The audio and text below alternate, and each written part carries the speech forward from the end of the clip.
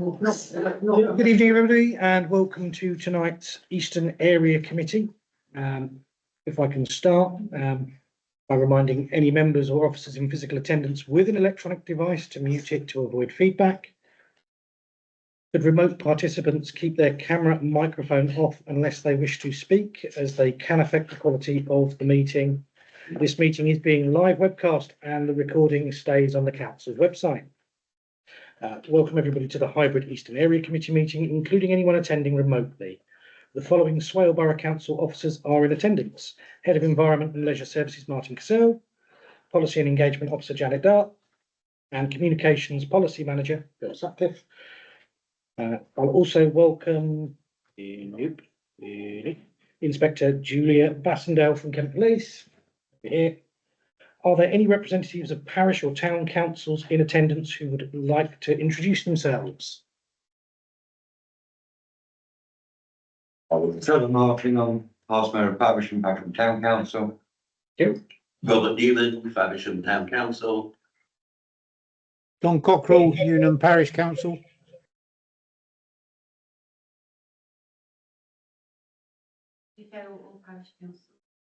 Stuff. And in line with some of the recommendations from the previous, from the review of area committees, if I can just ask the borough councillor to stand up and say hello and just say their names and which ward they're from. Stay right here. First. Charles Gibson, Abbey Ward. Jimmy Johnson, his parents.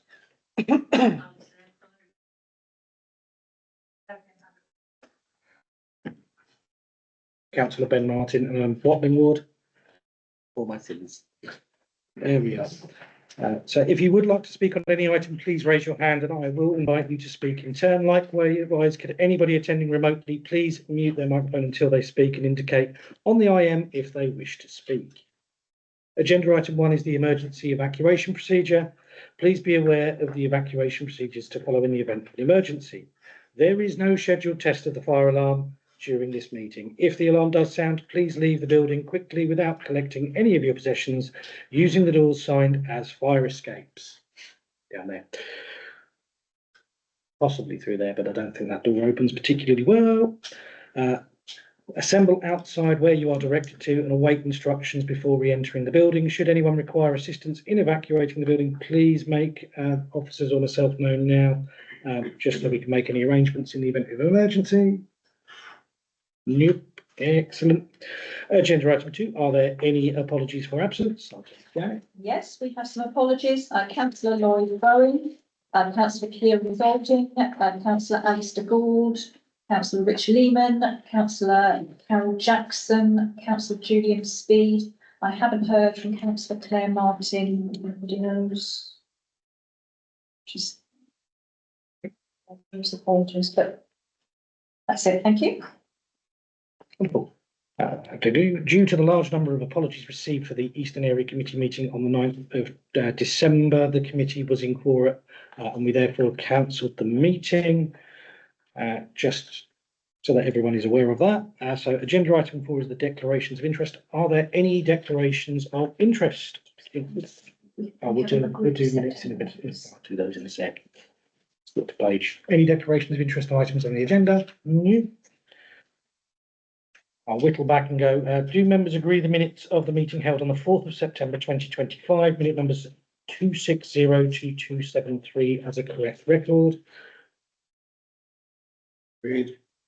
1 star. So, agenda item 5 is our police update.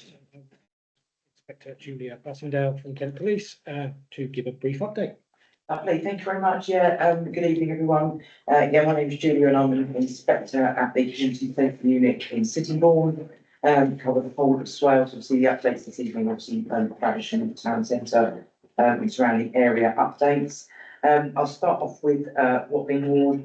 So we have a new big officer, Gary Morris, who was a community liaison officer for a couple of years before that, but the community liaison officer role is now no longer. So luckily for us, Gary has been sort of reabsorbed back into our community safety unit and is now a beat officer for Watling Ward, so increasing our beat officers in Faversham. all of our beats now. If you'll sign up to My Community Voice, which are, you'll be given the opportunity to give your priorities, and we have our top 3 priorities per ward. So on Watling ward, with quite a lot of wards across Swale, actually nuisance use has been raised as a priority. There've only been 3 calls regarding nuisance use in Watling ward between November and February, which is quite small. But we will obviously work together with our colleagues in our child centred policing team and other wards around to take details and names where we can, and try and identify use and do home visits and warning lessons, etc. where we can. Gary's been doing a lot of road safety and speeding, speed checks, not speeding, if I could just clarify, speed checks. Speeding and road safety have been raised as a priority in Watling ward. So that will continue, the speed checks and road safety talks as well. He's also holding some VORG events, which is again something that all of our beat officers are expected to do. And he just wanted me to mention tonight that he's holding walk and talk events for VORG, which is violence against women and girls, on Friday, the 27th of February at Love Lane, junction with Windermere at 3:30, and on Friday, the 27th of March at 3:30 on St Nicholas Road, junction with Roebuck Road. And they will be walk and talk events, and anyone's welcome to come along and have a chat with him. He will put that out online, but he wanted me to raise it here this evening as well. So moving on to St Anne's ward, which is PC Kirsten Jones's ward. Nuisance bikes and ASB has been a recurring theme, as highlighted sort of the main concern of residents in the most recent set of surveys. Kirsten has done an extraordinary amount of work on nuisance vehicles over the last year. She sent me an update, but I know what work she has been doing during over the last 6 to 9 months. 14 individuals have been issued with a community protection notice from us, in conjunction with tenancy warnings from housing associations as well, which is something that we can do also. We have seized 14 vehicles and given out numerous warnings about the use of bikes as well. So quite a lot of work's been done and continues to be done. Again, nuisance use has been raised as an issue as well. There have been 14 calls in January relating to those issues, and 7 of those were for the St Anne's ward, with the main concentration of those reports being at Faversham Cottage Hospital. And again, working with the other beat officers and now Gary as well, we have done a lot to identify some of these youths. Images are circulated of remaining unknown youths to local schools and our counterparts in other divisions as well. On top of that, she's been doing a lot of work with the retailers in town, and she's just invited managers from the 8 biggest retailers to join a monthly stakeholder meeting to share information and address those issues. Again, she's doing a lot of work with VORG. She's currently liaising with Satida, and we're doing some educational and promotional work as well. And she's doing a lot of walk and talk events, and she will again put that out online on My Community Voice. And we've got PC James Tancock, who is the Abbey Ward PC. Again, highlights in his surveys have been ASB as the main issue with nuisance use and vehicles. He does a lot of work with Kirsten, and although they're separate wards, they do a lot of work and joining up together to run joint operations as well. Again, with the nuisance vehicles, a lot of work has been done, and we've given out a lot of community protection warnings. James has also been working with Swale Borough Council to try and get some new CCTV cameras. Unfortunately, this doesn't happen overnight. It is an ongoing piece of work. And we've had a number of issues with locations failing stress tests for the cameras. We have to kind of go back to the drawing board. So we are still working on that at the moment, and trying to increase the number of CCTV cameras that we've got in the area as well. I think Faversham Town Council have funded a camera. I'm not sure if it's been installed yet, but we are working hard with everyone to get that sorted. So hopefully that will be done in the next few months. They are my updates. I do have my colleague, Sergeant Hill, at the back. Is there anything else that I've forgotten that you might like to mention while we're here? Chris is it's my sergeant for Faversham as well, so there might be something. It's okay. Yeah, just wanted a very quick touch upon, you mentioned Kirsten's doing some work with retailers around violence of women and girls. So there's a new initiative that Kirsten's going to be leading around the violence of women and girls initiative, and particularly around retailers. So some of that stems from, I'm not going into details, particularly which is going to happen in Faversham Town Centre with a gentleman that was making a number of females that were working in some retail premises feel quite uncomfortable. Not to the extent that it was a criminal offence, but enough to make people feel uncomfortable. And that behaviour is still unacceptable. So what we're trying to do is sort of fill that gap. So particularly in the retail industry, I'm sure a lot of you will know that a sort of customer is always right type mentality, which can be difficult to then challenge inappropriate behaviour or awkward behaviour, shall we say, when it doesn't meet that criminal threshold. So we're going to take in a bit of work with retailers in amongst the area, and everybody's welcome. There's no barriers to it, to try and increase confidence, increase training, increase knowledge for managers, shop workers. Yes, it falls under the violence of women and girls sort of bracket, but that's not female focused. It's open to everyone, because everyone can challenge inappropriate behaviour. So just, Alan, when you're having your meetings and you're speaking to your constituents, please just make them aware of that. It is just in the ascendancy stage, really. Just as something to have in the back of your mind when you have a conversation with anybody or anyone raising any concerns with you. We will happily try and fill that gap as best as possible and challenge those behaviours and sort of empower people to try and challenge those behaviours. So that's the plan, really. Yeah. Thank you very much. The end of my update was something.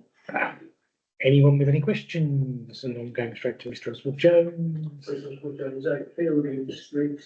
And Chris is well aware of door banging and egg throwing. We had an example this morning just outside here in Bedford Lane. 138 this morning, door kicking, and there's evidence of eggs on number 6. Has it been reported? That's your list. Has it been reported? I don't know. I just walked past and seen it. What was the address and colleagues?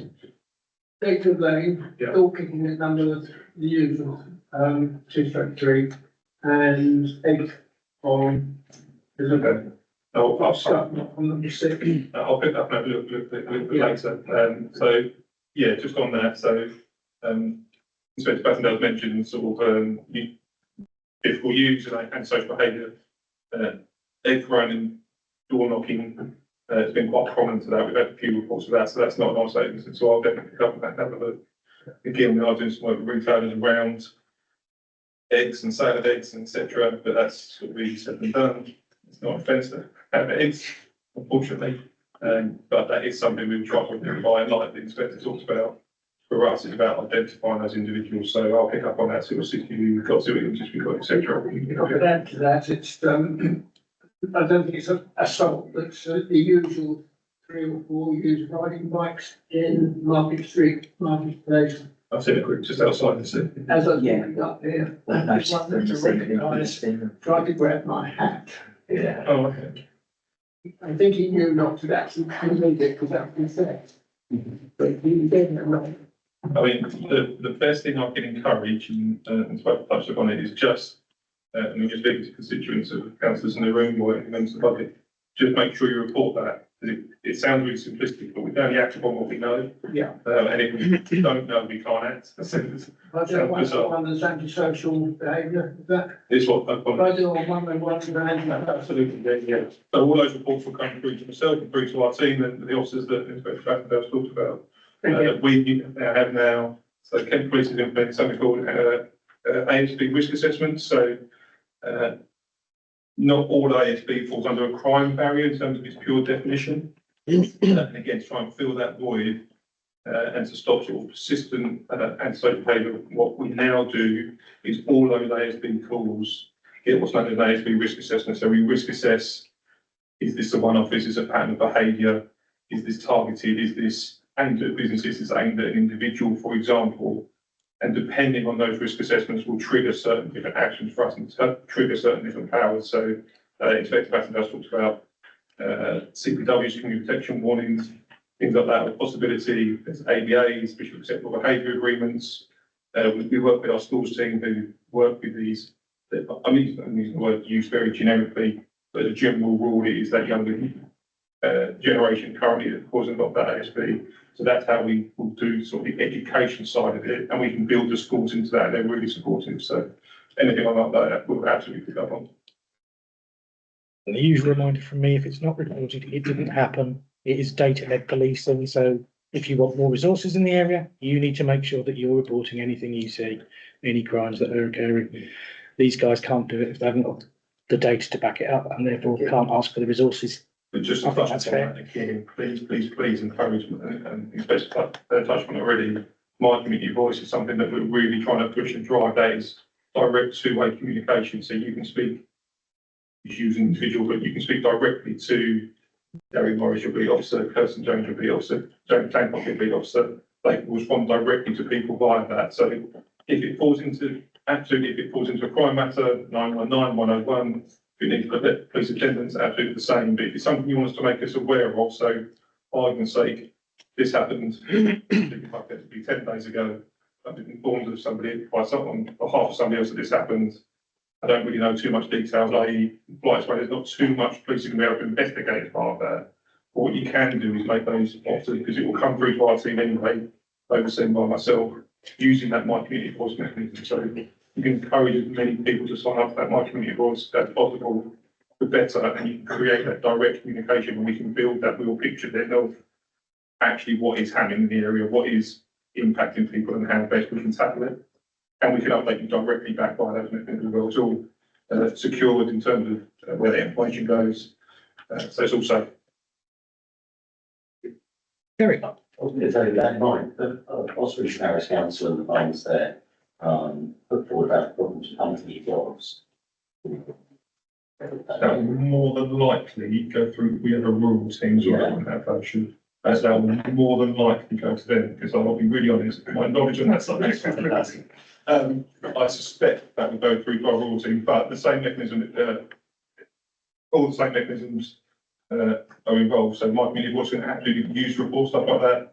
And if anything is reported to My Community Voice, and I use myself as an example, such as hunting with dogs that my knowledge is limited on, I'm absolutely going to speak to Ross Hayborn, who's the sergeant of our rural team, and get that advice or get contact directly to the relevant person. So again, it's just an additional mechanism that can be really beneficial. I just really encourage you to do it. Certainly, there was a message put out on My Community Voice this week about potential sheep rustling coming up. Yeah. We're entering that time apparently. So who knew? Yeah. Anybody else? Sheep Yes, indeed. Thank you very much. So we move on to item 6. If you're okay to hang around just for when we get to item 7, matters arising, because there may be something that we might want to comment on there. Other than that, I don't want to keep you too long, because I know you probably had a long day, as is. So agenda item 6 is public forum. Are there any members of the public who would like to ask any questions? Or raise anything? I'll make a start then. And I know you've got the bus forum, bus partnership forum update on the agenda. Is that operators or customers? Is the first question. It is the bus operators forum. Can I ask, are all bus operators that work in Swale invited to that? Okay. So currently it is only Stagecoach, Chalkwell and Travel Masters. So no region or Faversham Town Council? Faversham Town Council operates many bus services, bus routes, the Stagecoach do in Swale and holding in Swale. So can I ask what the criteria is to be called a bus operator? And can that be looked at? Oh, I think we can definitely take that away. It actually falls under my service, but I don't know the answer, Trevor. But, so we'll take that away and ask. The operators that are invited are generally the ones that are receiving funding through the various government schemes. So I know that, but I don't know whether we can add additional operators, because it sounds like Town Council had a grant for running their services through a government scheme and our part. And as with everyone, the travel part, the old age person, disabled persons travel passes, they're accepted on there. Their part, it's done through the Transport Commissioner, so it's not a ad hoc thing. It's a regular advertising route. And I know also you have regents working in the area as well, so it might be worth talking to them. Yeah, makes sense. I may come back in just a sec, but I saw a hand go up online as well, and I suspect it's going to be on a similar point. So, Rob Gibbs. Yeah, sorry, Trevor stole my thunder. I was going to raise the same issue, but thank you very much. Excellent. Chris. Yes, whilst Rob Gibbs is listening and the chair of the Faversham Town Council's Active Travel Committee is in the room, we have in the offing, it's, I think, working now, a bus users scheme formed. Yeah, it's not been formally launched yet, but there will be a bus users forum in Faversham Not yet. in the nearish future. Rob is going to confirm a date and advertise it shortly. Okay. But that has not yet happened. Bit premature. Yeah. So we will obviously tell this when we do it in our bus. Okay, he's not our bus champion. He's got an official title, but I've forgotten what Councillor Gould is. He's on something bus network for the Eastern Area Committee. He's the representative of, the Eastern Area Committee representative on the Swell Bus Forum. Excellent. Then we'll invite him to our bus forum. Possibly moving away from buses. Any other items anyone wants to raise? Crikey. My bit's all when it gets to the environment, so sorry.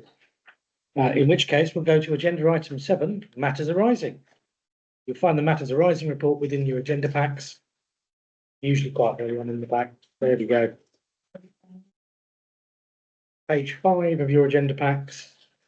That our first one is on the community tensions. So the last time we met, we had the issues raised around the raise the colour.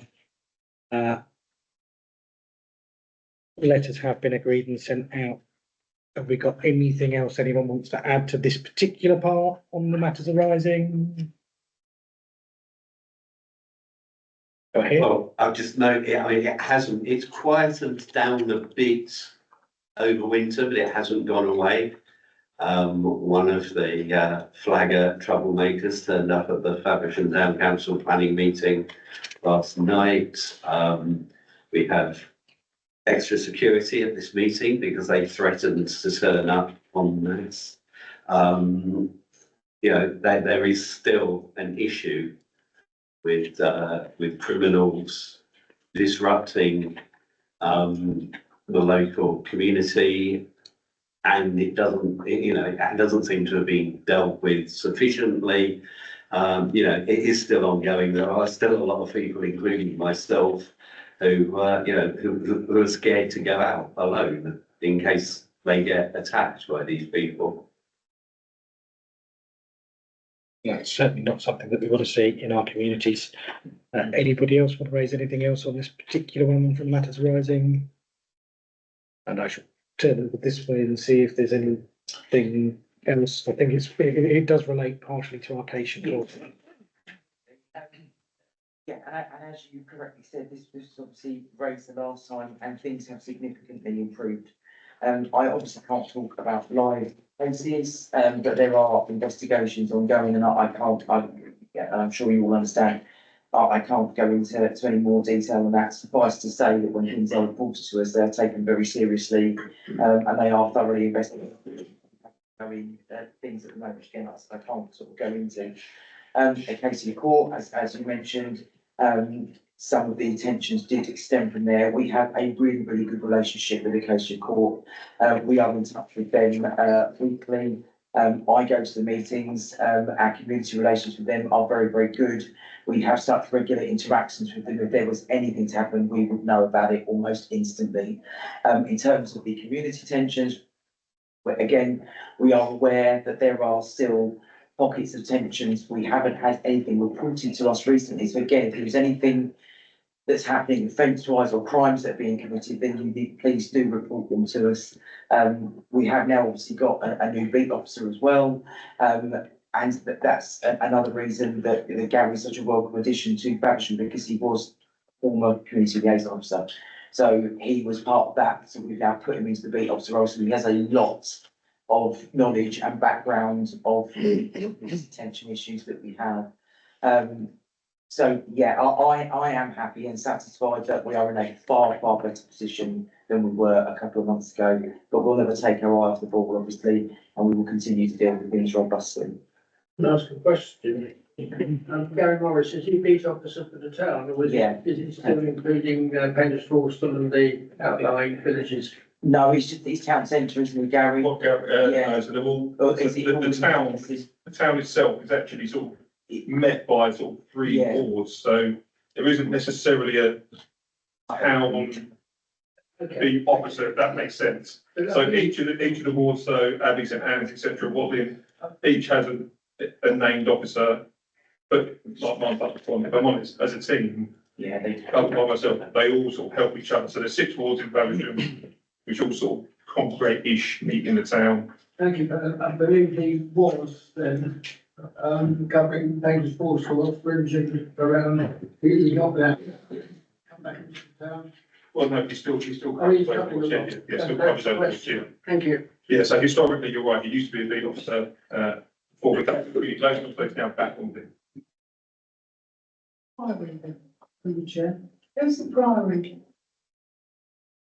You keep mentioning St Anne's Abbey and Watling, you've not mentioned. It'll be one of those 3. Give me 2 minutes, I'll give that answer. We didn't have any update. I think it is It's Kirsty.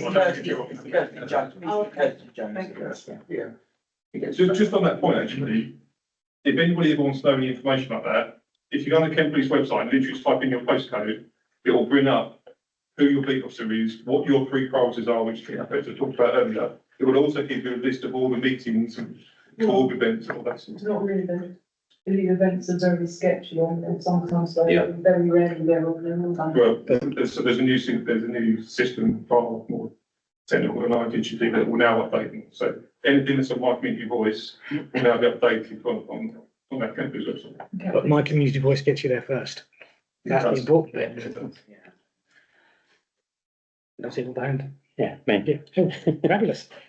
Well, I just see in item 5 that I was volunteered to give an update on taxi rank. So I've just spotted it. So thankfully I do have those stats. So this is regarding enforcement of cars parking within the taxi rank. So over the last year, so 1st of January to the 31st of December 25, 24 penalty charge notices were issued in that location, and we make daily visits to that site for enforcement. So that's just a few stats to update based upon the options that were written in there. Excellent. Coming on that one, Tall Station Road. Yeah. Yeah. Can I highlight the fact that people that generally say there isn't a drop off point, there is. It's a drop curb right next to the bin and the bus stop there, between the taxi rank, the bus stop and the taxi rank with double yellows, so people shouldn't be parking there, but they can drop off. Absolutely, loading or unloading, yeah. Well, my only one, I can't remember now, is do we have an ability to enforce on guys that keep leaving their engines running? Because there were 6 out of 9 the other day. How many garages? We tend not to issue penalty charge notices for that, but we can pick taxi operators up through their licenses on that. Clearly, we do advise, so our operatives can go out and advise. Generally, most people comply when somebody knocks on a window and says, turn the window off, but we can't turn the engine off, but we can't be there all the time, obviously. There is I used to look after the taxi licensing service, and there are conditions, particularly through winter, where they're allowed to keep their engines running under the licenses, but it's all a bit open to interpretation on that. So it is raised regularly with the operators through the taxi license forum. With a lot of them, they are starting to move to hybrid. Like in some cases, so they shouldn't be running the actual. And one would hope that our internal. policy, which is fairly stringent, will start to push operators to full electric in that time. Anything else from matters rising? Wunderbar. So, agenda. Yes, the area committee changes. So they have now been voted through. Hallelujah. So we will be moving to 3 meetings a year rather than 4. They will no longer be called area committees. They will be local councillor and resident liaison. Councillors and residents forum. I proposed the name and I couldn't remember it myself. There you go. That's terrible, isn't it? Absolutely terrible of me. The summer one will be more of an informal start to it. So an hour to sort of half hour, I can't remember which we agreed to discuss with the councillors ahead of the meeting, any issues. So you got a chance to do a little bit more mingly with them and less formal setting, even though we try and make it as informal as possible. And ward councillors will be able to bring forward items and lead on them, which I've been trying to do over the last year anyway, but hopefully more of a focus on that. I think we had about 14 recommendations that went through in the end, to make changes to try and make them a bit better for the public, because frankly, they're more use for you than they are in other ways. Otherwise, gone are the days when there was money available. There'll also be voting rights for some of the council, parish councils and county councillors who attend from memory. Anything I missed? Probably the only other thing was the fact that when, with Eastern, we're going to try not to move the venues around. So they'll, as much as we can, we'll hold them here. If not, it will probably be West Faversham Community Centre, rather than keep trying to find little village halls around the area. So just so people know. I suspect the issue there with here may well be when they start rebuilding. But that'll be about it. Anything else there? New, excellent. So we can move on to agenda item 8, which is the community governance review update. In the agenda packs, you'll find a general update. Hopefully I can add a little bit more to that. Anybody who wants to? No. Yeah, so the first stage consultation has completed. The working group have drafted some proposals which will go to the to Swales Policy and Resources Committee before full council, and then the phase 2 consultation comes out. There are multiple changes proposed in the eastern area. So changes to boundaries between Faversham with Gravely and Goodnestone, changes to boundaries with Faversham and Bolton, Underbleen, changes between Faversham and Sheldwich, and changes between Faversham and Ospringe. None of it is set in stone. It will come down to how people react on the consultation document. So if loads of people say no to the changes, things stay as they are. If the majority say, yeah, let's change it, they'll go through.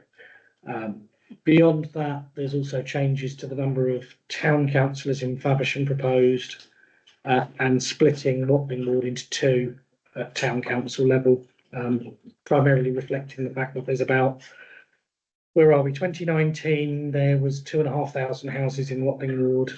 The last time I checked, there was 3,800. So it's, and planning applications for another, I think approved applications for another 1,000, and a waiting decision another 3,000. So that sort of gives you an idea of where we're at with CGR. The plan is that it will be an 8-week consultation for phase 2. Consultation to conclude hopefully by the summer. Recommendations to be approved, or final recommendations approved in the summer, to be sent to Westminster, because they have to let it sit in Parliament for a set length of time. And the last time we tried to do it, they took so long that the next set of elections had gone on before. And it has to be done ideally before the December electoral roll update. So any questions on CGR? Excellent. Agenda item 9 is a local government review. Again, you'll find in the agenda packs a bit of an update. The government consultation is ongoing. I would encourage everybody to fill that in with your preferred option of the 5 million that Ken put forward. No, sorry, it was only 5, wasn't it? Between the 14 of us. ranging from 1A to 5B, or 5A, or, I think it's yeah, 1A to 5A, including 2 options for 4 and multiple options for 3. Yeah, we don't know what's going on unless anybody in the room knows what's going on. Any questions or anything on the LGR? Wunderbar. On to number 10. Why get to somebody else's voice? So proposed expansions to the Kent Downs National Landscape. There is some paperwork in here. I think that Councillor Thompson's going to be far better to lead us on this, and I think he had some handy maps with him as well. I'll sneak down here. Basically, we put forward a proposal. Was it the one before? Was it one before September? Might have been September, about defragmentation of the Blean and connecting the Blean as a forest.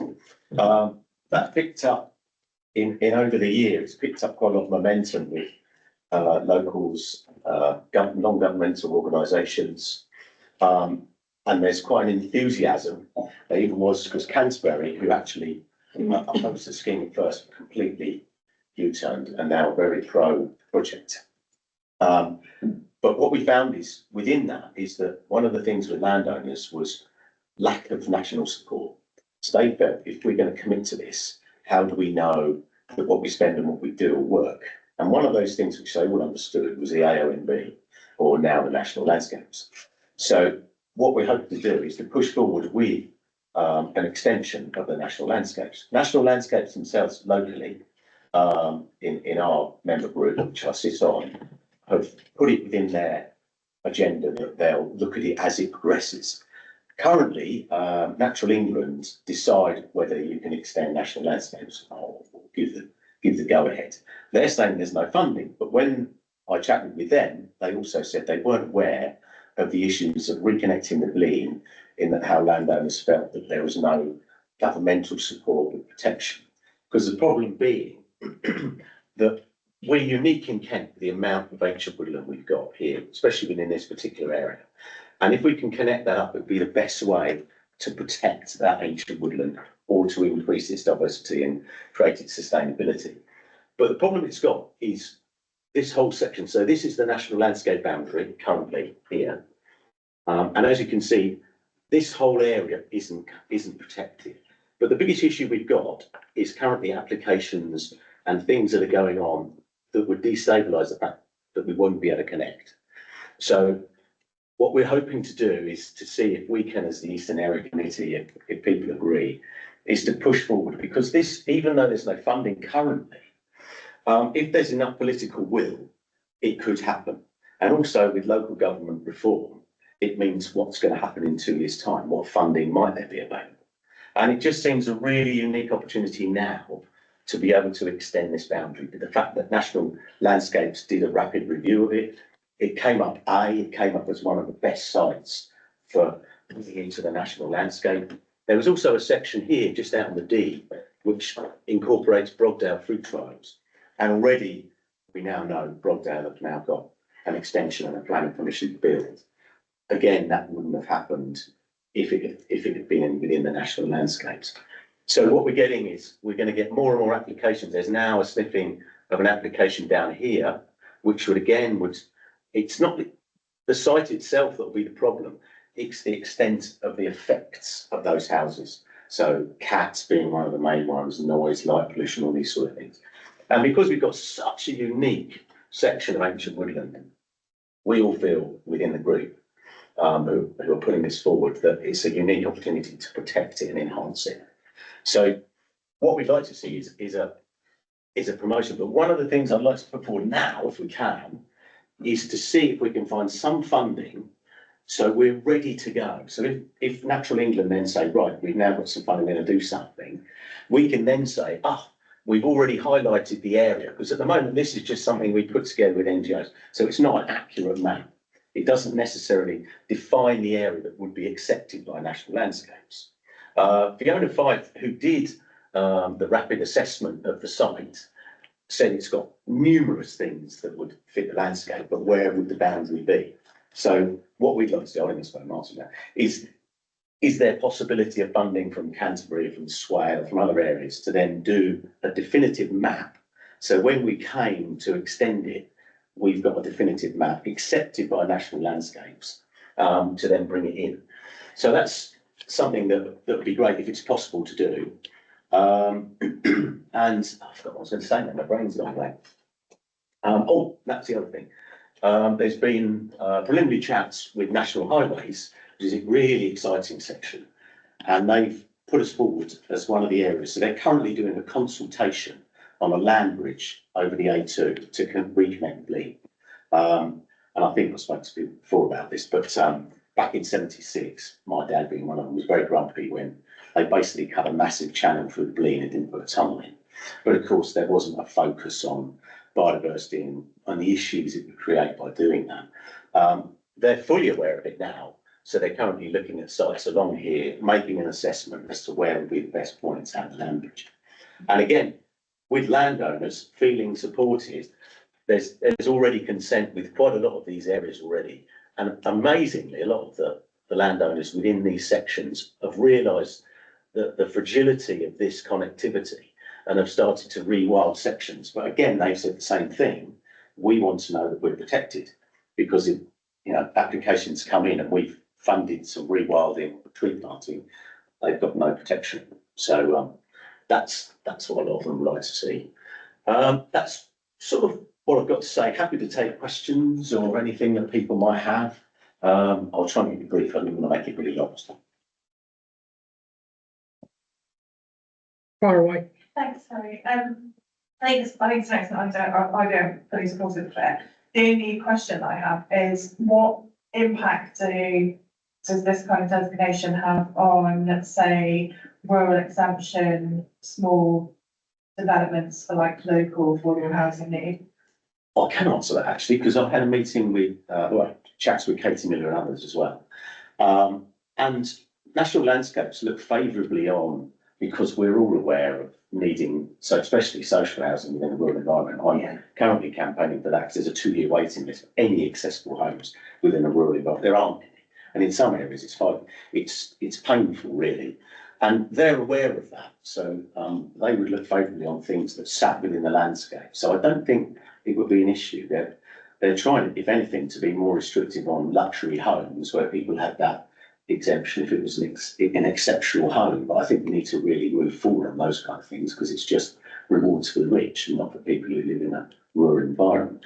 One thing I was going to say with this as well is, if we can make it, if we can, even if it isn't going into the national landscapes, can we make it a priority around development, that there's so much to gain about connecting this up for biodiversity, that for BNG and for the local nature recovery strategy, it'd be really good if we all look cohesively, whether it be Canterbury, Ashford and Swale, of joining those areas up and then giving landowners support to do that.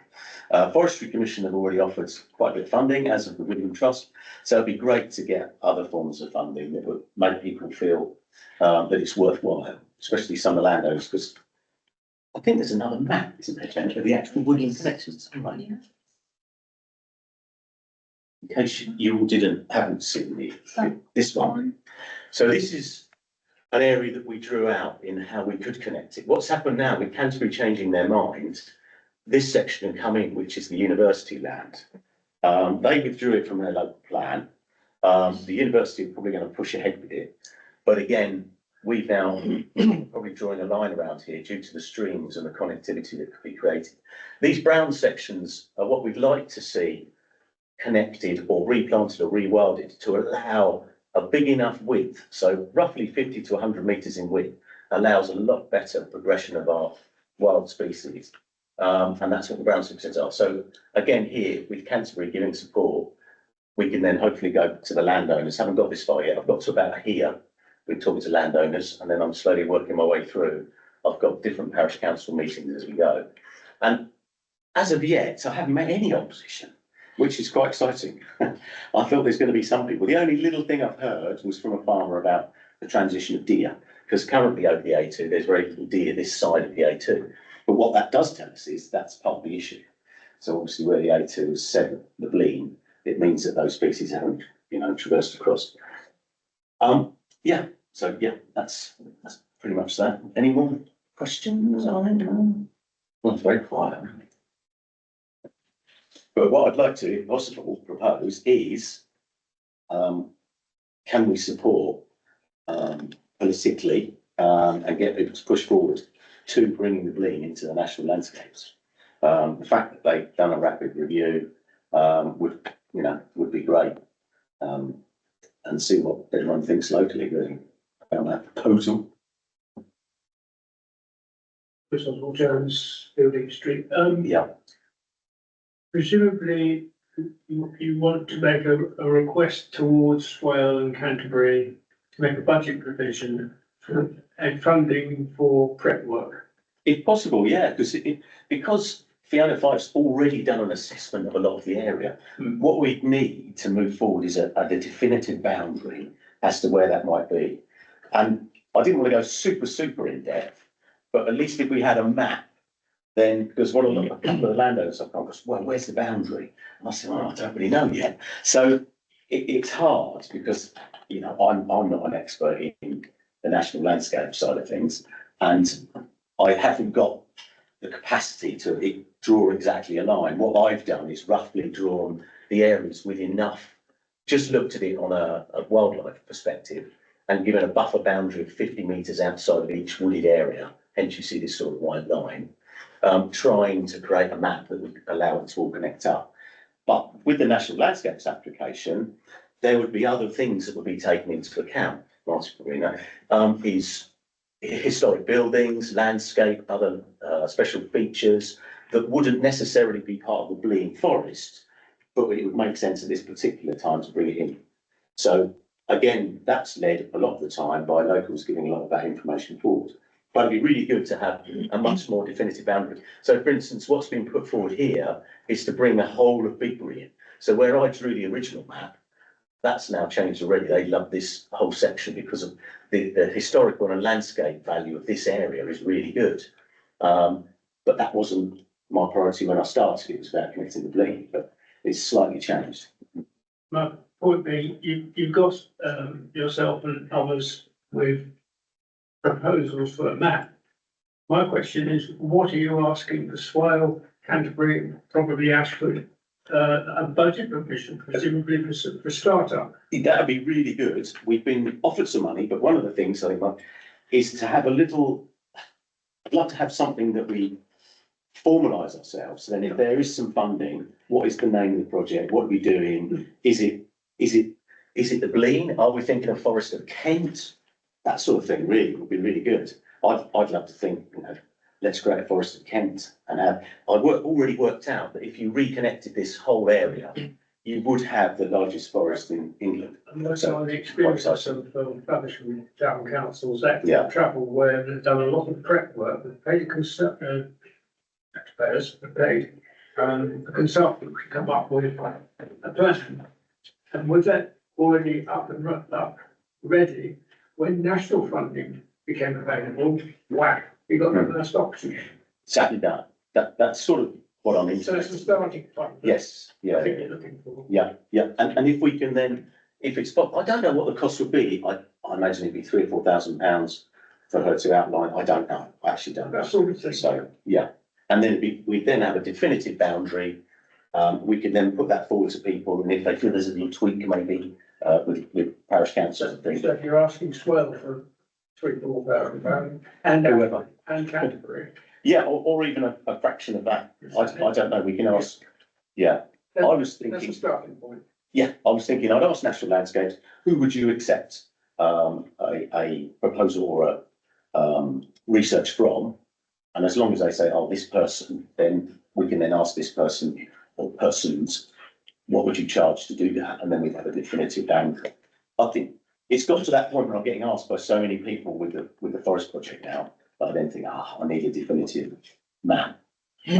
So, and funny enough, when I met with Canterbury, they similarly said a similar thing. Well, where's the boundary? Where's it going to be? I don't know. That's the thing. So I thought people fund it somehow. Fully support the principle. I think that broadly what we can do here tonight is we can send things to service committees, can't we? So presumably this is a environment committee for Martin and Dolly to work out at their next meeting, how, you know, the maths of what's possible. And, you know, it might be that the answer comes back that Swales mapping software and Swales officer time is an acceptable solution. You know, and so there's kind of nominally zero budget cost. Obviously, officers do cost money, but we've already paid for them. So, so that, you know, I think we can. I'll leave that to the, you know, we'll leave that to the environment committee to work out if that's acceptable. But I think that sounds like what we could do. So I think we've got no money. The only other thing that I can think, and I was trying to find it, and for some reason the KCC site has decided to be a right pain tonight. The Kent off-site biodiversity net gain register. I know for a fact when I checked at the last planning committee, there are 0 sites in Canterbury or east of Throwley for swale. If you need to expand an area with tree planting and all the rest of it, why not make money out of biodiversity credits to do so? To my mind, it's the. Yeah, it's the same with net gain, but a lot of those guys will buy sections of land, a bit like the section at Stockmarsh, they're paying £11,000 an acre to do their 30-year biodiversity net gain. If these landowners are prepared to just, go into those contracts, then that would all work and it would help them, because then they're getting a little bit more than they would under a fairly poor agricultural scheme, for instance. So, but again, it came back to, they all said the same thing. Where's the boundary? And I went, oh, so I thought I've got to try and define a boundary somehow. Yeah. So we'll take it as a proposal to put that to the environment. It is the Environment and Climate Change Committee. Now, isn't it? Change its name. Remembered one. I'm assuming you're seconding that. Back to I have to ask the Swale members to vote on this, sorry. All those Swale members that are in favour of the recommendation that it goes over to. Myself, Yeah. Well, that's unanimous amongst them, so that's fine. That will go off to. Lovely. We've got to vote on it again later, but it's fine when we do all the bits that go to committee. Thanks very much. If anyone's got any questions or want to see anything any other time.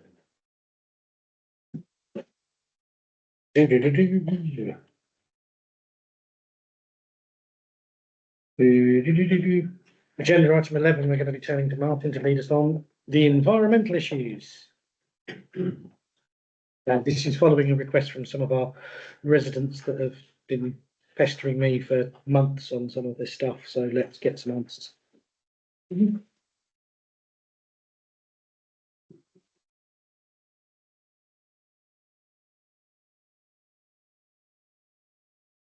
Oh, apologies, dropped off the meeting.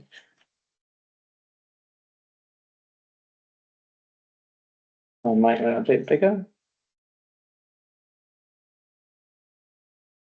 Okay, so hi everyone, Martin Cassell, Head of Environment and Leisure. Just so happened that I was down to cover this meeting, so when there was a request for environmental issues, you've ended up with me as opposed to the experts in this field, so I apologise in advance for that. What did we consider? So this is the first time we've been requested for area-based stats on some of these areas, so you are really the starting point. So if there are future requests, if you want anything more, please do make that aware.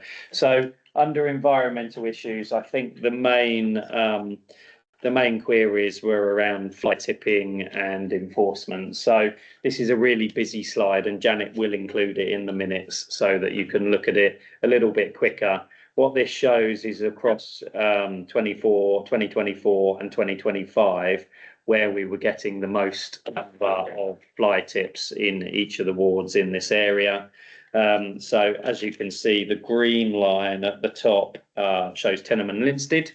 I think you'll be unsurprised to hear that we're getting the highest number of requests within that. The orange line saw an original early spike in 24, but has dropped off. That's Bourton and Courtney. but generally the second highest number of reports is across East Downs. So that's that slide. We run what's called a fly tip hotspot list. So one of my teams is the environmental response team. They're responsible for going out and investigating any fly tips. So when we get reports from residents, it's very similar to the requests from the police. Obviously, the more reports we get and the more information we get, the more resource we can put into certain areas. If the report comes through the call centre or the online reporting and it suggests that it's not a standard fly tip and there's potentially some evidence in there, so whether it be letters or black sacks are generally good because we can root through them and look for evidence, then one of my team will go out and investigate that before we send it off to the cleansing contractor to remove. Clearly, we would much rather try and find the culprit before we get it removed. So we run fly tip locations or hotspot locations. Homestall Lane, I'm sure, again, is not a surprise to those from the area. Saw the most across 2024 and 2025. Closely followed by Abbey Fields. Just so that you know, I'm just giving information we do use the intelligence that we get so that we can put our resources out there. We've got a whole range from people, obviously going out and patrolling, to overt and covert cameras, signage, education, etc. Lots of different methods that we can use on that. Generally, this slide shows what people are dumping. White goods being the largest single item. The big blue half circle on the left-hand side there is called other household waste, if you can't see it. So generally, that's not black sacks. That's anything that is likely to come out. So it could be a toaster, it could be smaller electrical items, it could be furniture, etc. On the right-hand side is where do we get it most. So again, the lighter blue half circle is highway. So when we say highway, that's either in the middle of the road or just to the side on the verge. If it's slap bang in the middle of the road, then KCC will send their contractor to come and remove it. If it's on the side of the road, then generally Swale Borough Council will send it for removal, followed closely by back alley. We have quite a lot of terraced houses across the borough, but obviously in your area as well. That seems to be quite a popular place for the dumping to happen. This slide is really busy, but what we wanted to show is that we get a large number of service requests. A service request is, I'd like to report this. This has happened in my road or in my ward. But the difficulty is then converting any of that into formal action. So the bottom graphs show that we're really reliant upon really good intelligence to be able to get a formal outcome. So we do issue fixed penalty notices when we can identify either the householder whose waste it belongs to, or even better, if we can isolate the person that did the dumping in the end, because that might not always be the same person. So we have something called duty of care. So if you pay somebody to get rid of your waste, they go and dump it. Of course, we would love to to enforce against the person that's taken the money and does the enforcement. But as a deterrent to try and stop that, we also have the ability to hold the householder to account that handed over the waste in the first place. Ways that you can protect yourself against that are obviously checking for credentials of the company or the person that you're paying. So there's websites that you can go on to check if they've got bona fide waste carriers licenses, and obviously word of mouth and others are good things as well. So whilst we get a lot of reports, it's really, really hard to track down and take that formal action. moving away from fly tipping, I also look after the street cleansing service. You'll be aware that we entered into a new contract 2 years ago for both waste collection and for street cleansing. I'm pleased to say that despite a number of issues on waste collection, I would hope that most people are now receiving a far better service on that. And I know, okay, last time I was here, I answered lots of questions about that. We are absolutely recognising that the street cleansing service is not exactly where we want it at the moment. We are doing lots of work with the contractor on that. But again, part of that is setting up the online reporting so that we can get much better data, so that I can hold the contractor to task in a much better place. So there is currently a lot of work happening with a hopeful launch date of April, where a lot of our online reporting forms will be changed, and they will link through to the contractor's system much better. So it's a bit of a plea from me. If you see an overflowing litter bin, if you have a road that you think is heavily littered, please either call the call centre or go online and report it so that we can start building up that information to send over to the contractor. On top of the general street cleansing, we expect all of our roads under the street cleansing contract to be what we call in grade or in specification or a certain standard. When we get a report that they're not in that certain standard, the contractor is required to resolve that within a certain amount of time. But we absolutely recognise that there are some roads where, because of parked cars, because of heavy traffic, etc., they can't always get to all parts of that road. So we run an additional programme called Deep Cleans, and you can see the list of the roads that across 24 and 25 in this Eastern Area Committee have had that service come to them within that period. So if there is a road that you guys know potentially needs that bit of extra TLC, please do report it through to the council. When we're building the programme, we generally build the programme for a year, but that doesn't mean that we can't change it if a particular road pops up and is far more in need than another road. So we are fairly flexible up until a couple of weeks before, which is when we send out letters to residents saying, please don't park your cars on the road on this day, we're going to be in the area, etc. And then the final thing is the other part of the traffic of the street cleansing is there are some roads that we just cannot safely send our operatives on without some form of traffic management. So if they're generally if it's a low speed road, and we're very pleased to have seen the 20's plenty scheme in Faversham, because that allows our operatives far more safety in terms of being on the roads. But clearly within the Eastern area, there are a number of roads where we can't do that safely. So we rely on traffic management, generally done of an evening, of a night time, so that it's less trafficked. But there is a list there of the roads that are being cleansed under traffic management in the last 2 years. So I don't know if that covers enough of what the residents' concerns were, but hopefully a bit of a whistle stop in terms of what we're doing. Mr. Russell James. Thank you very much. Yes, question on the road sweepers. I understand there's under the contract, 3 road sweeping vehicles have been provided for the to operate.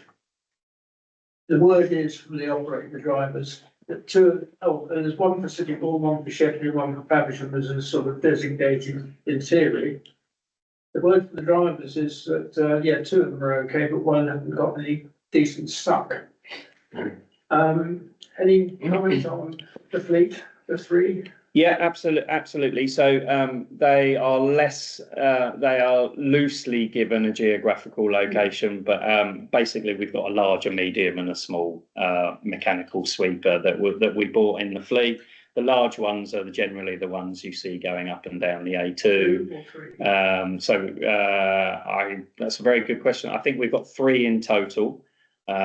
one large, one medium, one small. Yeah. So they're not. It's not basically different vehicles to do different things. The small one, the idea behind that was being able to get down pavements far more easily.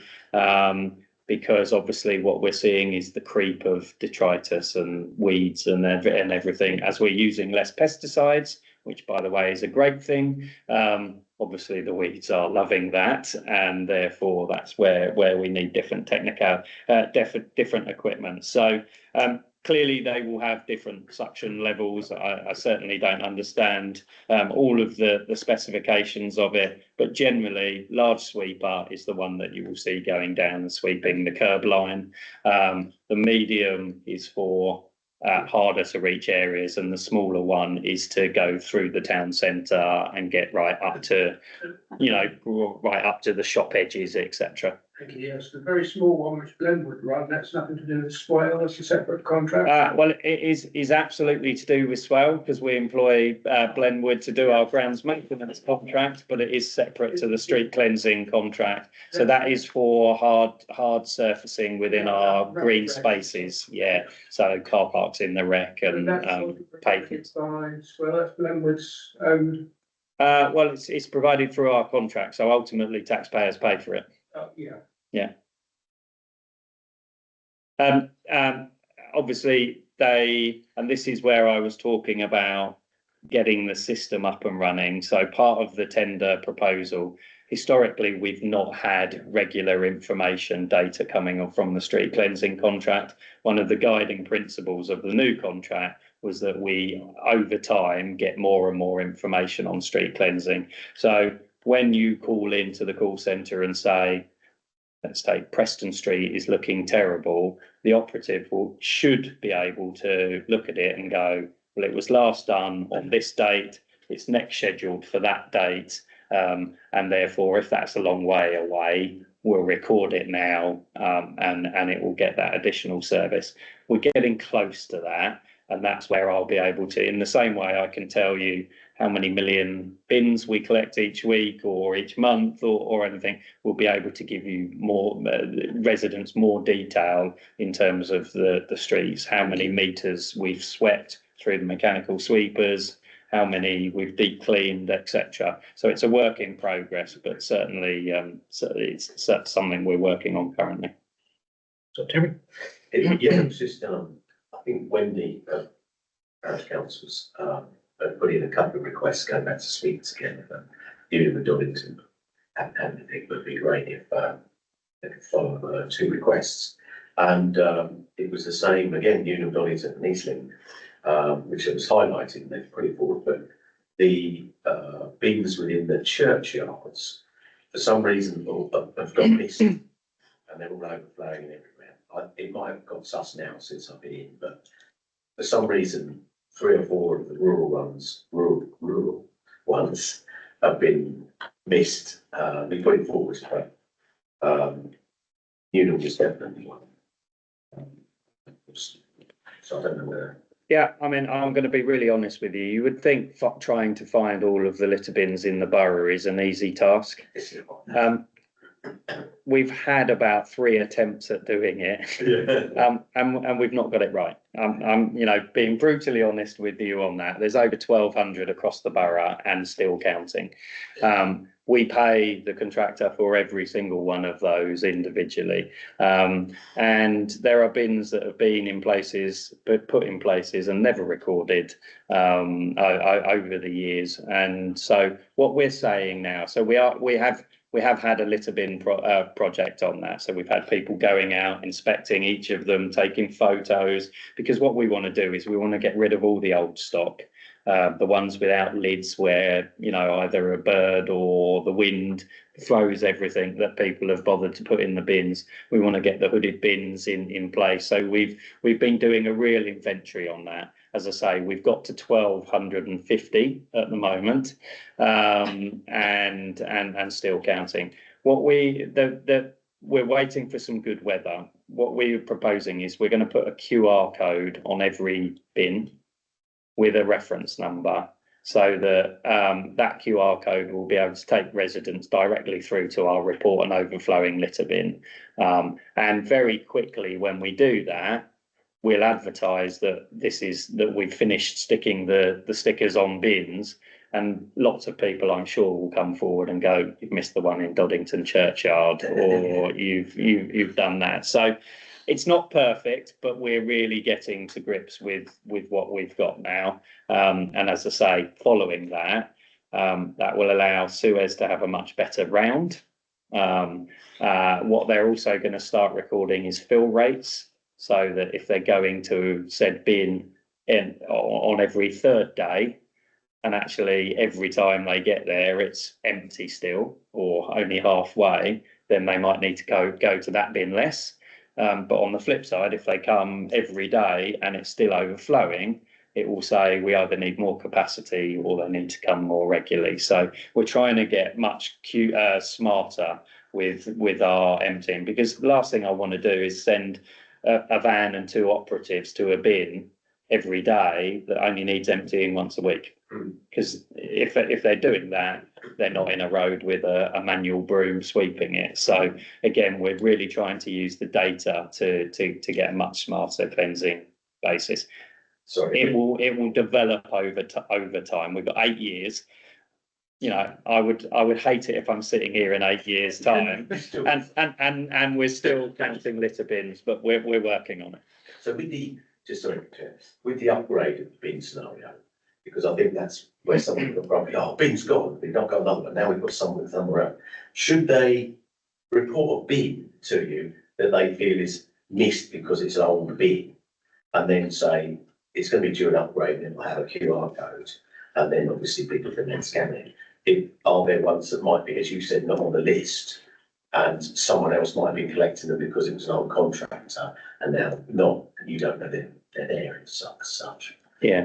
Yeah, the page that I've shown here, and I think it's just off the bottom of the screenshot that I took, but on that page there is report a problem with a litter bin. So it might be that the lid's fallen off, the door's hanging open, that there's a sharp edge on it or anything. Report an overflowing litter bin. So again, the more information we get, like I say, we've been to 1,200 of them, so we've got this long list of that one needs replacing, that one needs replacing, that one needs replacing. But over time, that's going to clearly change. Someone will vandalise one, burn it out, that was a perfectly good bin and it needs doing. So that's why we would definitely suggest reporting as much as you can through the website. Taking the blue ones back to Sheppey, replacing the black ones on the mainland.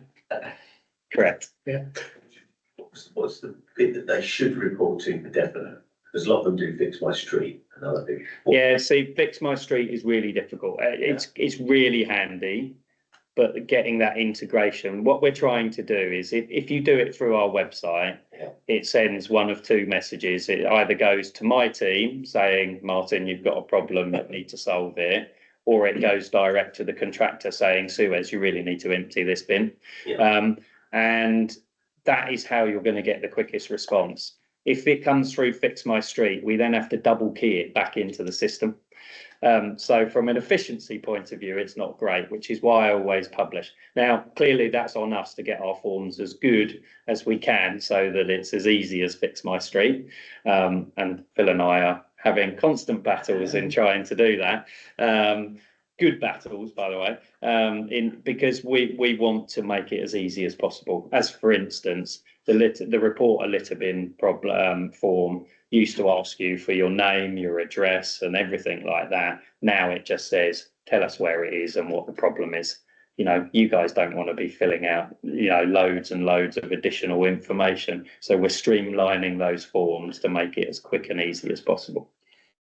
Just briefly off on a tangent, Fix My Street, KCC highways will not recognise, they don't use, you've got to use the dedicated faults. Okay. Thanks, Martin. I was just going to ask how closely you work with Network Rail, because there's quite a lot of price thing, especially at the end of Whitstable Road, just off the bridge onto the right side of the network. And obviously we can't send our contractors there because that's a dangerous place to go to get this there. Yeah, correct. Whenever a report of fly tipping or heavy littering comes through that's not on public land, we always try to contact the landowner. So whether it's a farmer, whether it's Network Rail, whether it's a housing association, etc. So we try and make those contacts. Obviously, we can't force people to do certain things, but yeah, absolutely. If it comes through and it's not public land, i.e. our responsibility, then we will always try and refer that. But if there's a particular issue, send it through to the team and we'll pick it up. Can I ask, I mean, you mentioned about fly tipping, the hot spots. What is your relationship when it comes to motorway junctions like the Ashford Road, M2 junction? There's always lots of litter hanging right there. And it seems to be prevalent in the Deep Blue Sea. Is it the national highways? Is it KCC? Is it yourselves? What sort of remedies are you finding now for that sort of problem? Yeah, it's all about relationship. But I mean, let's be clear, as a resident, we don't care whether it's Network Rail, KCC, National Highways or Swale Borough Council. We just want the problem solved, don't we? Yeah. And so from our point of view, we're always trying to build those relationships to say, look, I'm really sorry because that red line says that it's not our responsibility. So for those unaware, anything that is a KCC highway, we have responsibility for cleansing. Anything that is a national highways, they have their own contractors to do it. So the slip roads that you talk about coming off the Ashford Road will be their responsibility. But that little lay-by bit, unofficial lay-by bit, just past it is my responsibility. As I say, as a resident, you don't care about that. You just want it cleansed. So from our point of view, we will always try and build those relationships. We do have contacts at National Highways and make that, but they all operate to their own contracts and their own specifications. What I would say is they should all be operating to the government code of practice in terms of litter, which grades things from grade A to grade D. Grade A being there's no litter, grade D being heavily littered, and they all have a certain time frame that they should be resolving it in. But all of our contracts are different. So, without being too political about local government reorganisation, that is part of one of the benefits of unitarisation is you get less of, because I often get a request from Ben or from any of the councillors that says, can you tell me who owns this piece of land?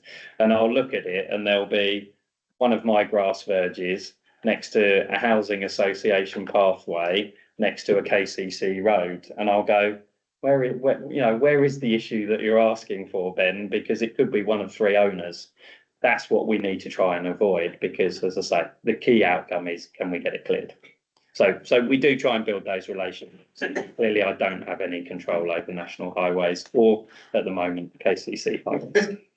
It'd be nice, wouldn't it? Yeah, I think we're there or thereabouts. I don't see any more hands. The only bits that I've got, and it's purely because the residents put us through in the chat, they did report fly tipping on Preston Lane on the 17th of December of a radiator that's still there. Sorry, say that again. So it's Preston Lane. Preston Lane. Radiator fly tip, 17th of December. It was first reported on our website. So, and that's part of the project. That's part of the project that I talked about. There is an issue on certain roads where the report is accepted, but it's not made it through. So we were aware of a blip at that period in time where it wasn't then making it through to the contractor. So unfortunately, that's where residents have had, in some occasions, had to chase it being up, and when we look for it, it's not there, it goes into the ether. So that project is, as I say, well down the track. We're hoping to be resolved before April, but I've been given a hard stop line of April to be able to do that. But I'll get your. If you can get me the details, but I'll take it forward and we'll get it re-reported, in the morning. The only other one for me is the agent one. In Maidstone, they have worked agreements with the housing associations that have quite a lot of land or stock holding, so that they can issue out the fines if their CCTV picks up who's dumping. Might be if we can nick whatever that agreement is and use it ourselves. Because I'm sure Southern would be more than happy to issue some fines for us and maybe take a small percentage from issuing them as admin. But if it stops the problem, lets us hit someone with a bigger stick. So councillors that sit on the Environmental Services and Climate Change Committee will be receiving a report in March around the supplementary environmental enforcement contract, which is currently expired. So there's been a member working group that's met to, I think, Charles, were you on it? There's been so many. Yeah. So there's been a member working group looking at the types of offences, and obviously we will go out to look for a contractor, but we are able to authorise other agencies to issue on our behalf. Excellent. Yeah, so going back to the updating, modernising bins, with one grant I near where I live, there is one of the old open top bins. It attracts rats, might that be a good reason to report it? And I mean, it overflows every week. There was a period of time when I used to report it every week, but then they'd come and empty it a couple of days later. They empty it once a week. Very good. Your contractors on that front. But no matter how reporting it on the day it started to overflow never got it collected, and sorted more often than once a week. So I gave up on that. But yeah, once it starts to overflow, sometimes before that it attracts rats. So it'd be nice if something slightly. But if I don't know if the new ones are bigger, that would help. Yeah, so there's more capacity, and obviously by having the hooded lid on it, it makes it much harder for somebody to empty the contents of their house or their car into the litter bin as well. I'm not saying that that's always the reason that bins are overflowing, because some are just well used. But what we find is, particularly during the disruption period with the bin collections, we were getting a lot of household waste in public litter bins as well. So the hooded bins will absolutely make it harder for the truck driver A or that delivery driver or me as a householder to get the contents of my house into a litter bin. That particular one would have been a previous dual located bin as well, because you'd have had dog waste and general, and now obviously just general, because you can't burn it anymore. But they are larger capacity as well. Excellent. Yeah. Brilliant. The slight caveat is that out of those 1,200, a good number need replacing. And so I won't be doing it overnight. There will be a rolling programme of I'll give you a week or two. We can go on to a local plan update. So I've got you down for this, Councillor Gibson. It's all exciting. I forgot that I was doing this, but that's fine. So for the East Area Committee, the Regulation 18 consultation has just closed. I think it closed yesterday night. Yeah, pretty close. So that we will get the results from that, and that will come back through PTPWG and PNR presumably.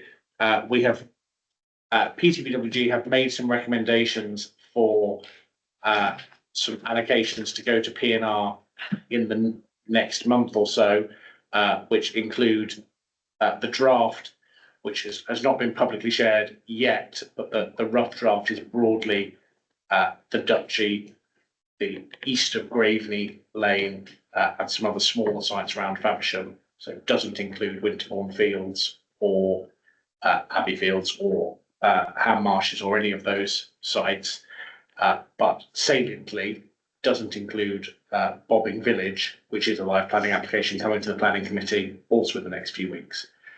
So 4th of March for Bobbing. 4th of March. 5th. 5th of March, exciting. So all of that subject to change, P&R. So the regulation 19 is still scheduled for the summer, so there'll be a full consultation on the allocated sites in the summer. And I'm sure we will use this, our summer committee, we should probably check that. We check the summer residents and councillors forum is in the consultation period, that would be helpful. We should make the most of that, get residents' views. But that's the rough timetable, and then hopefully, assuming that is agreed by the inspector, we will have a live and agreed local plan by Christmas this year. That will provide much better protection from speculative development than we currently have. That's the answer. We are what's the Churchill quote? We're not at the beginning of the end, but we are perhaps at the end of the beginning of the process. We've been there before. Indeed, yeah. Any questions on Hannah? I don't have a question, I've got a comment. So, yes, I think it's good that we're heading towards having a formalised local plan. I think having a formalised local plan is the best protection against places like Abergills and Ham Farm and these speculative developments that seem to come up every other week at the moment.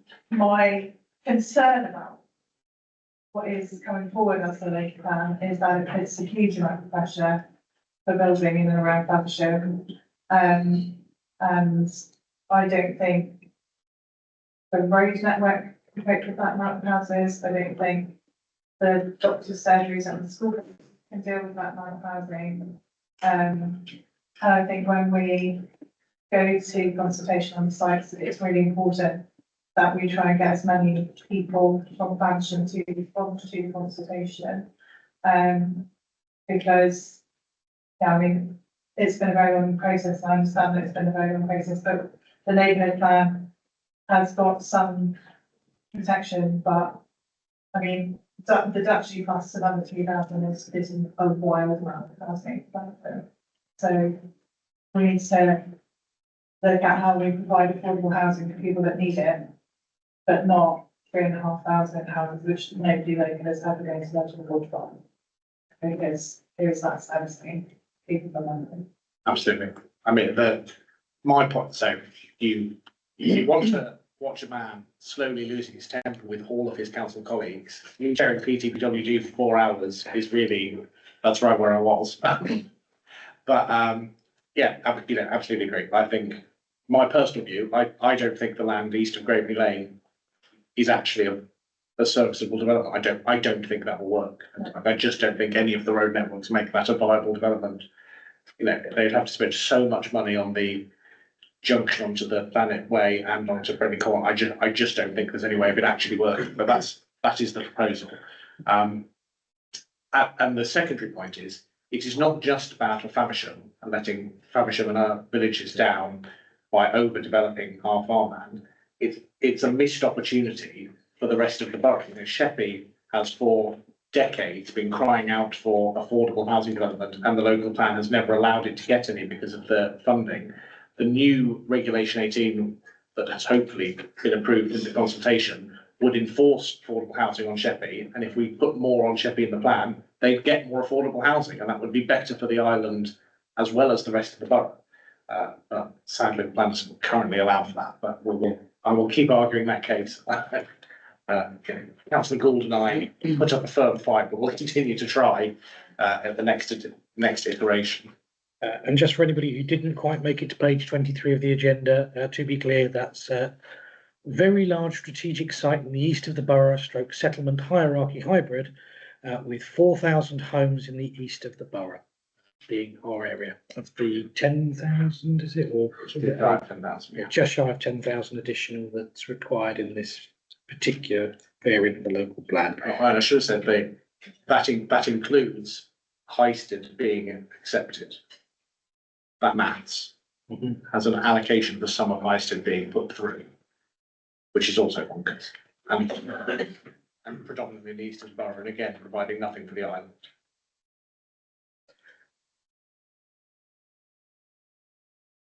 Anybody else on local plan? Lovely, thank you, councillor Gibson. Agenda item 13 was GP provision in Tenham. So it is around where we've got to at the moment with trying to bring back GP provision to Tenham.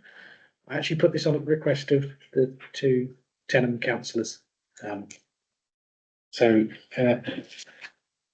NHS Kent and Medway have advised that it remains the intention of the Medicare surgery to relocate back to the Tenham area.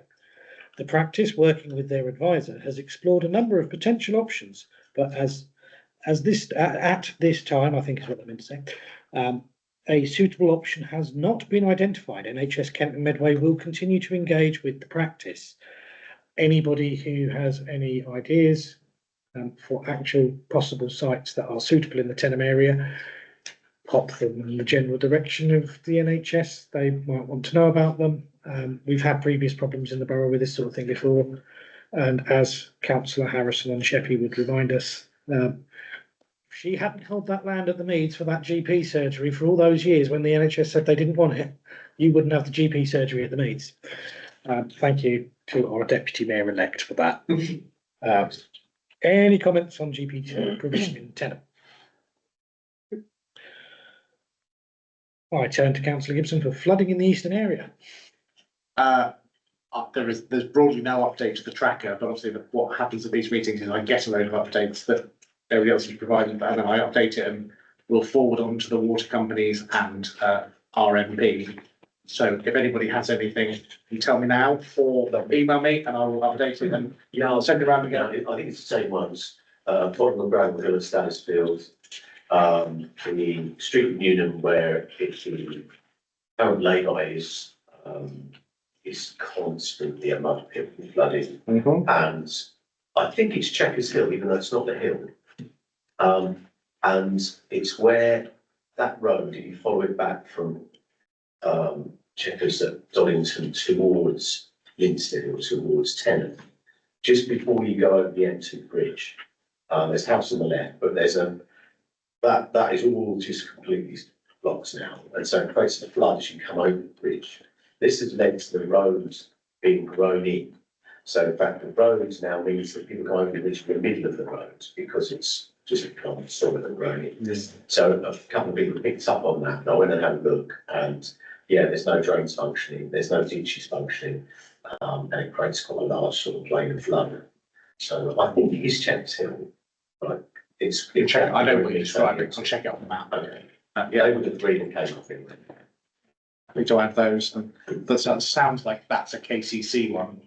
I think that's the problem why it's not sorted, because I think it's National Highways one because of the bridge. How is it? And yeah, so and they get a bit frustrated, and I think when I looked at it, National Highways will be a new addition to my column, People's Nag. yeah. Any more on looking updates? Going to add Edith Road junction with the mail. Does feel there, agree. No, it's Drive through it quite frequently. the drain now is not taking anything at all, and it's starting to cause flooding into people's basements. And the best answer I've managed to get so far is it's under investigation. I'm really sorry. I've tried. 28 days. It's on the list, just in case I remember. It's the bottom of White Hill, as you come out the road down the bottom there. So, Where the river used to run, sorry. where the stream used to flow. Yeah, pretty much, yeah, yeah. Any more on flooding updates? Good. Excellent. 12 bus forum update. Yeah, Alistair, which is tricky. The bus meeting did take place on the 19th of January. As soon as minutes are available, they will be circulated. Are there any issues anyone would like our representative on the forum, Councillor Alistair Gould, to feed back to the forum? Should we add on the request for the two bus operators from the area that aren't represented to be represented possibly? I think so. Ping that off there. Anything else? I think it's probably worth raising that the town council has written to the ICB to talk about the inaccessibility to primary care for buses in the area. We've written, Rob, who's on the call kindly, wrote on my behalf. And there's quite a lot of issues now that kind of mobile units have been moved out of function and into Canterbury or into different places. Like we've lost our underground bus that used to be in the Saturday's car park. So now women who need to go and get an underground sacrifice like Maidstone or Morrison's International, both of which are actually quite difficult to get to on the bus. So there's just not good enough bus connectivity, and if there is something that the bus forum can have a look at doing about that, I think that would be helpful. So, I think diabetic eye checks, the nearest one is Chesterfield, which again you can't access on. You can't access on public transport because you have to cross a dual carriageway, and when you can't see for 6 hours after an appointment, that's really not what you want to be doing. Not a good idea. And no bus to Ashford either, hospital. Any other on bus? Well, one thing that was brought to the town council's attention was stagecoaches have it, even though they reduced their bus service to hourly through Faversham from Sittingbourne and Maidstone to Canterbury, cancelling a bus halfway through. So particularly around lunchtime, 12:30 or 13:30, due to Faversham that time, tends to get cancelled. So you've got people who've just done their shopping at Faversham Market with their nice fresh fish and their nice fresh pheasants sitting there for 2 hours waiting for a bus, or up to 2 hours. I think it's something that we need to ask Stagecoach what they're playing at really, because they've halved the service, more than half the service, and still can't seem to provide the service they say they're going to. No, just double check. I know we're all in the room. Any issues with the other bus, the hopper bus, or are you generally happy? Yeah. Excellent. Just thought we'd get some positive feedback in some way tonight. It all gets most used to have it, doesn't it? It seems to be well supported by the residents. Yeah. Excellent. So from buses to reports and updates from the parish and town councils. I hand to parish and town councils. Who wants to go first?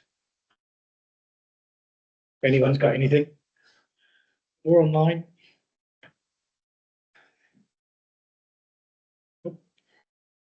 Going once, going twice. Sold for nothing to be raised. Excellent. Local issues to be raised. Do members have any issues you want raised on behalf of local residents or added to? Not that there's ever actually going to be a future agenda for this because it'll change and we haven't got the new thing yet. Only what I mentioned earlier about the waiting lists, some constituents just know, absolutely no, fully accessible social housing in my rural area. And the waiting list is massive. Just wanted to raise it again. If there's anything we can do, look at, talk to, be great. Goes back to what Hannah was saying. It's the fact that no one's looking at applications in for them, that's the trouble. So So we go to specialist subjects. We've got the chair of the relevant committee and former chair of the relevant committee. Yeah. We'll add that on the list for referrals over.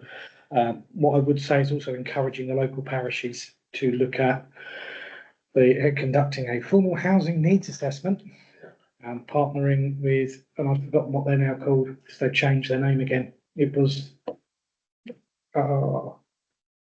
it's gone from the brain cells. I'll double check with Charlotte what they're called.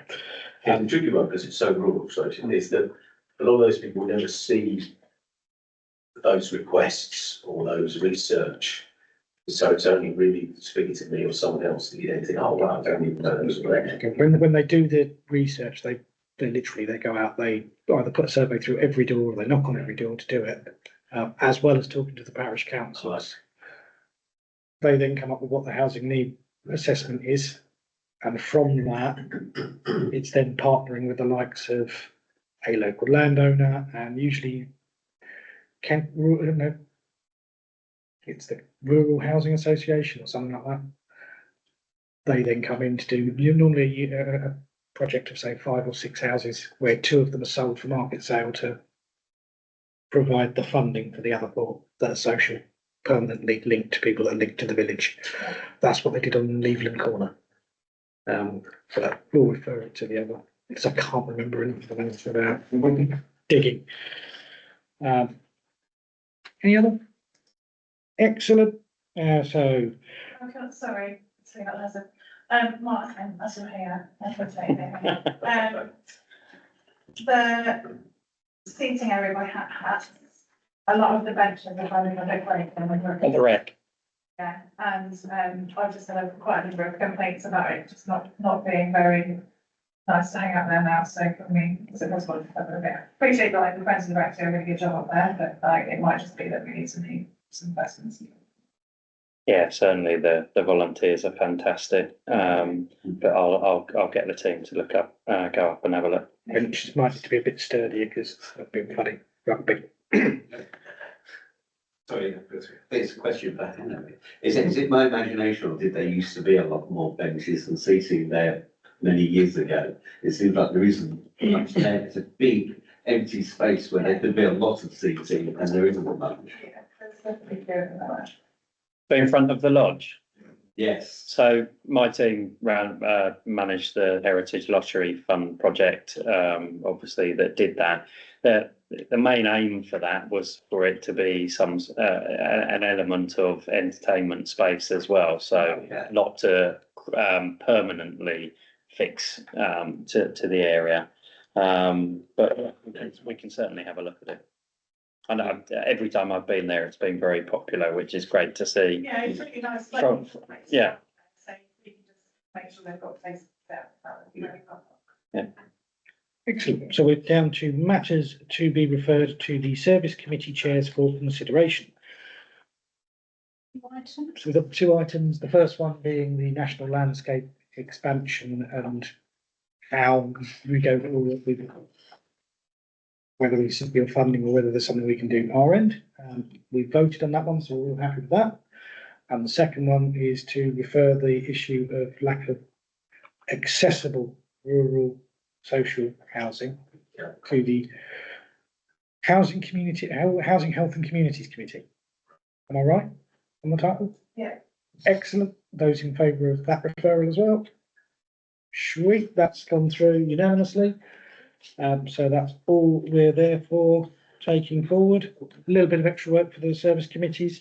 I can't give you a date for the next meeting because the annual council calendar is decided at annual council, which is another couple of months away. So in the meantime, thank you very much for attending. I'll close the meeting at 20:42. Chippy will still be open. Thank you very much for attending. What's the next one going to be called again? Residents had a title here. Residents, councillor Bourne.